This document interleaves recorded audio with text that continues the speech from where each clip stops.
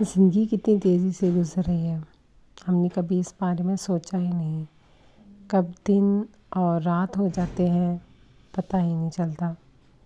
वक्त बहुत तेज़ी से गुज़र रहा है, यूँ कहीं हमारे हाथ से निकल रहा है। अस्सलाम वालेकुम, welcome back to my channel. काफ़ी दिन के बाद मैं व्लॉग बना रही हूँ। ट्रेन से उतरी हूँ, ऑफ़िस के लिए जा रही थी। स्टॉप पे पहुँचते ही मुझे अंदाज़ा हो गया था कि बस आने वाली है, तभी बहुत ज़्यादा रश लगा हुआ है। सीट तो खैर नहीं मिली, लेकिन धक्कम-धक्की मैं बस में ज़रूर एंटर हो चुकी थी। उसके बाद पुलसिरात से गुज़र के मैं ऑफ़िस पहुँची, बल्कि यूँ कहेंगे जान पे खेल के मैं ऑफ़िस पहुँची।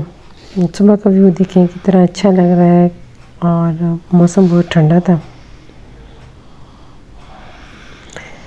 खाना खाया दोपहर में, और खाना खाने के बाद मेरा मोबाइल जो कि टूट चुका था उसको ठीक करवाने के लिए, रिपेयरिंग के लिए मैं शॉप पर देख कर आई, और फिर मैं शॉपिंग के लिए निकल चुकी थी।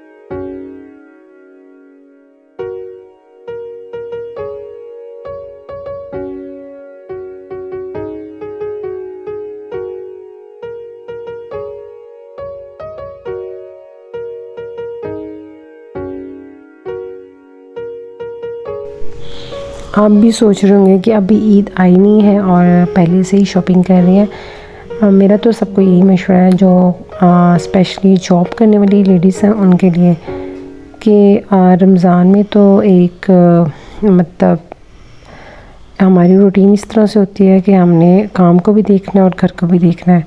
उस हिसाब से फिर हम लोग ऑफ़िस से फ्री हो के इतना टाइम नहीं होता कि हम शाम में शॉपिंग करें, क्योंकि घर में जाके इफ्तारी की भी तैयारी करनी होती है। तभी रमज़ान से पहले अगर वो शॉपिंग कर लेंगे तो उनके लिए बहुत आसान हो जाएगा।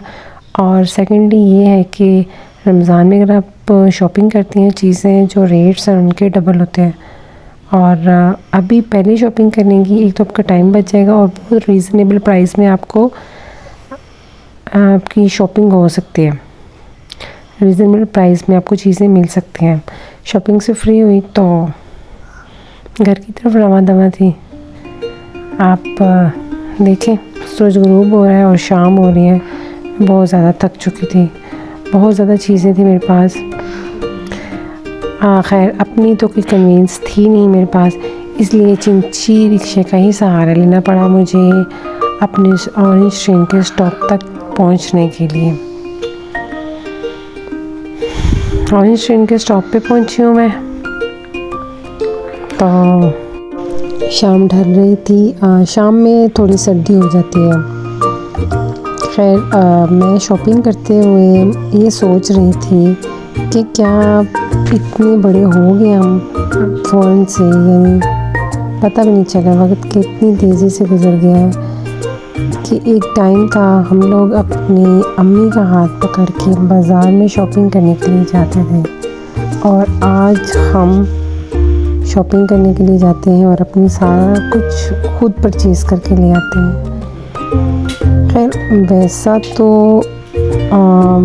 मज़ा नहीं आता शॉपिंग करने का जैसे अपने पेरेंट्स के साथ आता। जैसे अब मैं घर के करीब पहुंच चुकी थी।